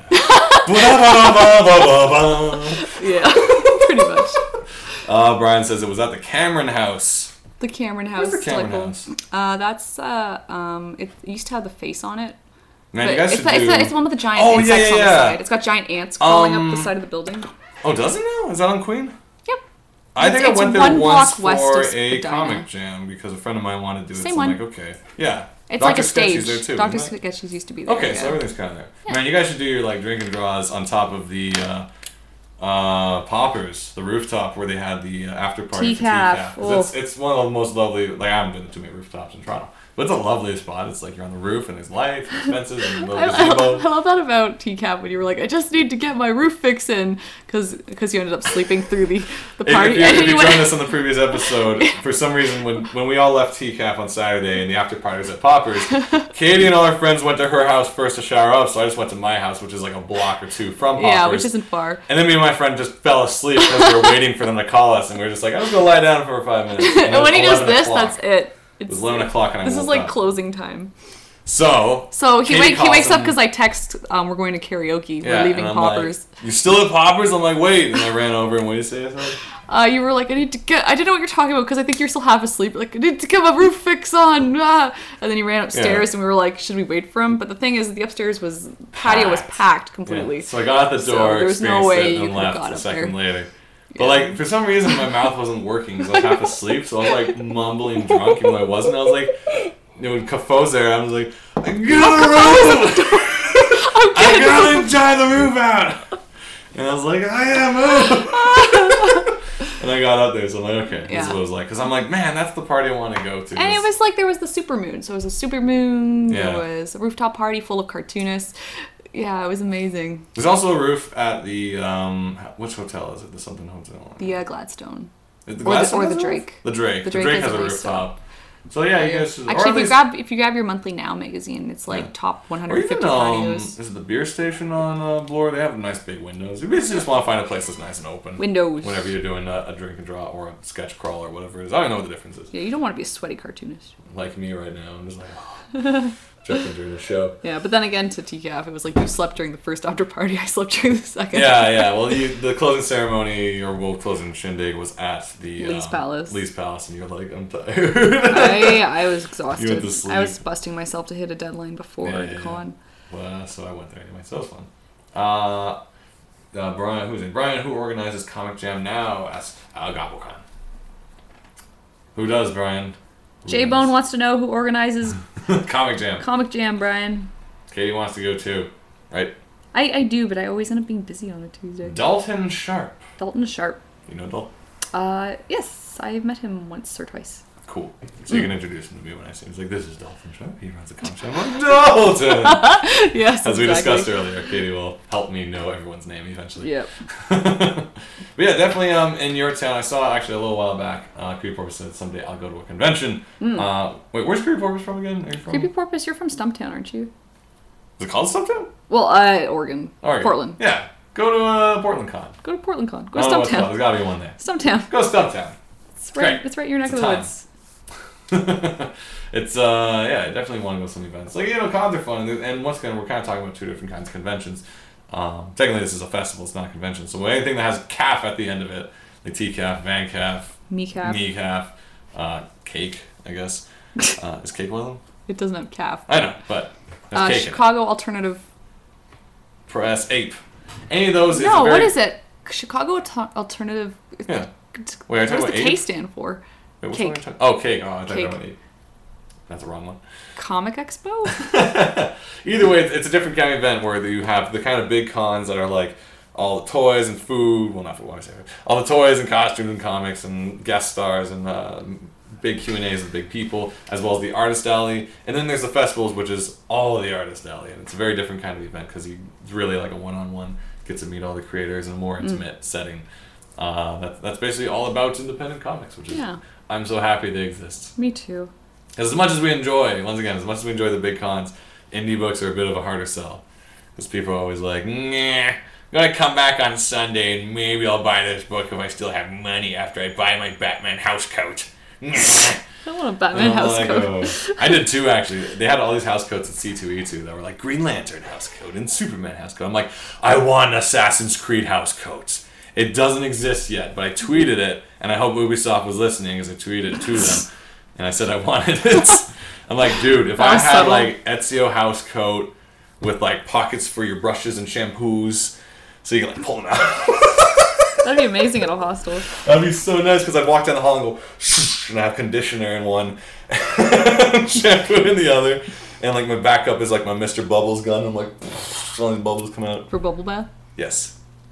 That'd be so cool. Very clean assassin. That'd be it is. He does wear white. So he's got to keep clean. Is that the thing? He's so good that he can assassinate people and wear white and not mess it up? Nah, I guess. It's just easier. You don't add blood splatter in the game all over. I guess that would up the scary. But definitely that's something I would be interested in. So Ubisoft Workshop, if you're listening or watching, which you're not, someone tell them. Make me my Assassin's Creed house coat. Because they make enough fan stuff of everything else, don't they? I guess so. Portal guns. Apparently, a friend was telling me, well, we missed Anime North, which was this past weekend as well. Well, not boo to Anime North, but boo to missing it. Yeah, that's what I mean. No, we've been going for the past... This is the first time in 7 years that we missed Anime North. Yeah, this is like us missing Anime North. I can't even make an example. It's like It's like Christmas. Yeah, may as well be. Like I've been. It's like you're too busy for Christmas, so you're like, oh, I'll come on the 26th, and then we can open presents then. But then they've already opened the presents. And they all hate you. Yeah. Yeah, exactly. Anime North is our like local fan-run amazing con that now occupies like 4 hotels and the thing is, and a convention center. It's like I don't even know the titles anymore. Oh, like, when we started going to Anime North, it was like, oh, we know everything because it was impossible because we were into anime before we became popular. Was and all you could know, and they didn't have a lot. So it's like if you knew Escaflowne and like Ranma, you're good to go as like the master of the con. Yeah, there's very few things we didn't know, but now I don't know how. Yeah, I don't know anything. I don't know if I recently borrowed a book from Heather called Durr. That's what it's called. Really? Yeah, right across the top is Durr. I have no idea. D-R-R-R-R. Yeah. And it's like, it's designed, like the design of it is very much like, say, The World Ends With You. It's kind of like this cool Shibuya downtown Tokyo kids with zippers and stuff kind of comic. My favorite part is after the very last page in the first book, there's like the big reveal. It's like dun dun dun, but then the next page goes Durr! So it's kind of like the CSI kind of So it's like reveal. So the comic has a sting. It feels like it. It's actually really brilliant. Ink Blotch is saying which I'm not sure which is the actual title because the big cover says Durr, but on the top it goes Durr, which is even more complicated. That's confusing. I think. Yeah. Either way, it's the best named book of the year. But I wouldn't be showing up to Anime North being like, "Oh, that guy's dressed from Durr." Yeah, I have no idea. Because I wouldn't recognize it, you know.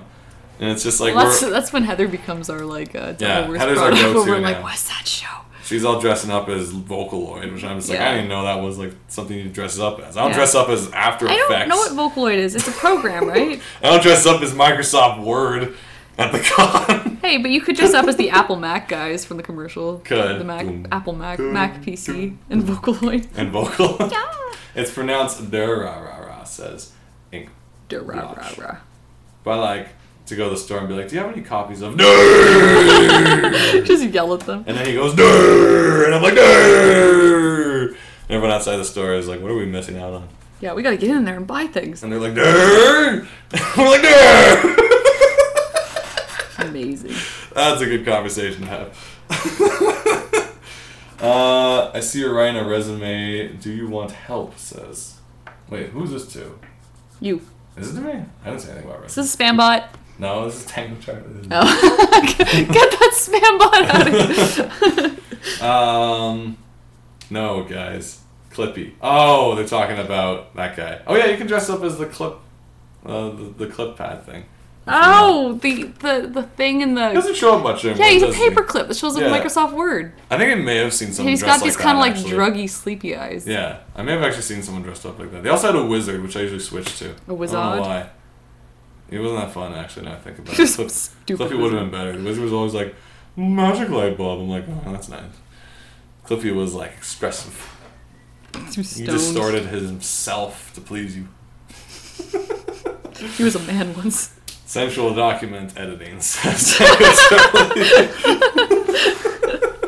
That kind of deal. Yeah. I honestly actually haven't really used Word much lately. I use Google Docs, which is now being called Google Drive. Yes, because now they want to basically take down Dropbox and destroy them because they're like, now you can put all your videos in Google and share with your friends. Just like that. Only your friends, your family. Good. Durr. Their favorite comic is Durr. Pretty much. Durr. But I'm still using it. I like it because it's like cloud editing of documents where all your friends can join together. It's kind of like multiplayer script writing where you get to see what everyone else is up to. And it's like player 2 was entered. Kind of fun. Oh, they're still doing things. We should look at this. It's also 9 o'clock, so we're going to be wrapping up shortly. Yeah, because it's hot in here. Yeah, I'm hungry too. Oh, I should have. Let's take a look, see what Kay's got going. Alright, we got some sketches. Alright. Something like a little lumberjack prince going on. I was describing it in the panel as I was like, so there's 3 kingdoms. There's like the classic, in the Silly Kingdom, the basic backstory is there's a tri-kingdom treaty. So there's the three kingdoms make up the tri-kingdom. It's for Silly Kingdom too, yes, Brian. The main characters are from the kingdom of Grumkirka. Which is kind of like your basic fantasy. Kind of like happy peasants. Just kind of. I'd say a little more like Rohan, and that's like kind it's of very folksy but still regal. There's the kingdom of Grattleford. There's Grattleford, which is more of a kind of. They're more of the. They're a bit more dangerous. They're more of a kind of. What's the other place called? The other castle. It's more like a. More if you're going Lord of the Rings, they're oh my gosh, what? No! Da, da, da, da, da, da. That one. Which kingdom has that song? Wait, don't say it. I know it. Give me a second. Wait, what's the main kingdom? Gondor. They're more Gondor. So they're more like a big kingdom. And then there's the Lumberjack Kingdom. Yeah, which is unlike anything you've ever seen. Which is how we get our Canadian... That's how we get our CanCon. We're trying to get our CanCon into our books, so we have a Lumberjack Kingdom. Yeah. This way we'll get all... Everybody drinks maple syrup. We'll get all the Canadian tax incentives and freaking... what's that other word when they give you money and they don't expect nothing from you? I don't think that's what you get. Is that what it's called? Present? No, yes, present. All Canadian grants. There you go. Grant. Present. They expect something from you with a grant. Okay, we will finish something. It's not like grandma slipping you $20. Grants where they give you money and don't care what you do. Grandma grants. This old lady's just like, hey, no, dear. She shakes your hand, keeps giving you so many bills. That'd be a wicked website. You can apply for grandma grants. Grandma grants. I think when I'm old and rich, I will have grandma grants. Yeah. But for artists. Grandma grants. Excellent. Yeah. So, like, basically we're going to be like, look, guys, first of all, we're Canadian. Be down with that. But if that's not enough, check it. We're all siblings. Right. You think medieval Canada didn't have a medieval age? It was all John A. Macdonald, whatevs. Don't worry about that. Yeah, beaver. We've got lumberjacks. And they're going to be like, oh. Tell me more. Tell us, you know what? Have money. Don't stop there. What? You sold me at that. You had me at, yeah. Here's some money. I'm like, is that the sound you make when you're trying to push the door open to go to the meeting? That's the very beginning of the meeting, was kicking the door in. I like the moxie of these two. Thank you, Book. It says, nice stuff, Katie. Thank you. It's looking good. Thank you very much. You can look back at it, so you have to look at our faces. Yeah. But yeah, this is getting ready for book 2. Book 2 of Steely Kingdom is on its way, so I think we should wrap this up. Yeah, so you can see the ones I did last time. I'm still trying to figure this character out, because we're like... Yeah, we kind of like this older one, but it was a little too chill. It was feeling too, like, too mellow. Grunge, kind of garage band. We want this character to be a little more... bit pompous. I don't know if effeminate's the right word. Not effeminate. But he is pompous. He's dramatic. He's over-dramatic. Yeah, he's a dramatic figure, but we also want to make him Canadian. That's actually not the goal. I never... It's not. I mean, I said Lumberjack Kingdom as a joke, but it is a kingdom that wears a lot of plaid. Yeah, because I mean, even if it's like a Scottish kind of... Yeah, but like it's not going to be Scottish. No, it's like that's the thing. Is like the one thing in my writings, it's always like, you know, every country has these great histories and stuff. It's like Japan has whatever Ubuki era and stuff, and Shinto this, and China has this, and India has this, like elephants and nice hats, and Canada's just like, let's build a railway, and it's like we don't have this like epic tale. Like, it's a good story, but we don't have this epic adventure tale. That's European and Canada culture, though. I mean, if you look into like Inuit and Native lore, there's stuff there that's a lot more epic than say, let's build a railway and let's make standardized time. And let's invent basketball. Beaver hats. Yeah, I guess. Like we don't have that kind of history in us, and even like, you know, you go into America. We invented basketball. Didn't we? Yeah, we did. Yeah, that's what I said. I thought you said we don't have that kind of history. No. I'm like, don't take that away from us. I'm saying, like, you can have, like... All right, first of all, I'm not the most historically knowledgeable, so maybe I shouldn't be talking at all. We did have one cool story where this base was, like, taken over, and, like, shortly after, it blew up because the guy, like, set the bombs, and he's like, oh, fine, take over my base. Then it went... And then he's like, now I'm going to invent standardized time. Nice. Nice. Basically, you got to read more Kate Beaton to learn the history of art. Everything I know from history, I learned from comics. That's true. But basically, I always wanted to have like that kind of like write something that's exciting, based in like ancient Canada, like in a time of war moose and other things, giant gooses who rode the skies. Like, could you have, like, the Goose Riders of the North? Yeah, and they're sure. Like, and they're like, the Ghost Riders! And they're coming in this big goose. Why not? How is a goose any less cool than a giant eagle? True. We don't need dragons. And when they go, we don't need your dragons and your dinosaurs. Giant goose. Write down Goose Riders of the North. All right. We're going to use this. You're the writer. You write it down. Fine. He does this to me all the time. It's like, great idea. Write it down. Like the thing. Tony says poop everywhere. Now that's just rude. That's just immature. We don't deal Shame with on you, this Tony. potty talk, Tony. This is a family podcast. This is an educational show. But they do poop a lot. Goose riders. That was like when we saw those baby goose at the Granville, and it was like I didn't even want to step in there because it was just like carpeted. I guess the thing is, I'm not saying we don't have... But they were so cute. I'm not saying we don't have like a great, exciting history. I'm saying we don't have a lore. We don't have that kind of like... I think our lore... Were there dragons once in England? No, but it's different like, kind of lore. There no, but it's you know, it's the fairy tales and the legends of... Nazgoose! That's hilarious! The Nazgoose! Da-da-da, da-da-da. Instead of screaming, it's like the honk. It's like... They hear it in the distance. Huh. It's that slow turn. Yeah, it doesn't even need the fell beast. It's its own fell beast. Yeah, indeed. I forget where I was going with that. No, we wouldn't have dragons here because our lore is like woodland exploring and farms and agriculture. It's, and native culture stories of Canada with like spirit animals and things like that too. But like we wouldn't have dragons here. No. Sadly. But I want that. But I want that. Yeah. Yeah, because like Asia gets dragons, Europe gets dragons, and we get goose. We got dinosaurs though. I mean, dragons are based on dinosaur bones, That's right? true. And we've got the Albertosaurus. Yeah, we do have that. I think that thing's bigger than a T-Rex. We might be able to use this to our advantage. In any case, so just a quick step back. Silly Kingdom is in no way based in Canada or nothing like that. So that's unless you're trying to give us money and we need. Unless you want to give us a Canadian grant, I'll set it in at Etobicoke. I don't know if you wanted to go. Edmonton is where. And we'll name everyone Scott Pilgrim. It's Canadian grants are good for us if we can get them. But we'll talk about that later another time. Let's lead on out. Once again. Book? The book is called Silly Kingdom. It hides on you. It's if you want a book that will disappear in your house and give you the excitement of finding it again, Silly Kingdom is your book. You can put it in a bookshelf, you don't know where it is. You can put it in a bookshelf, it will disappear. Like it's two-dimensional. But then like 2 years later when you're cleaning your bookshelf, it's like a delightful surprise. Indeed. And it'll be like, oh.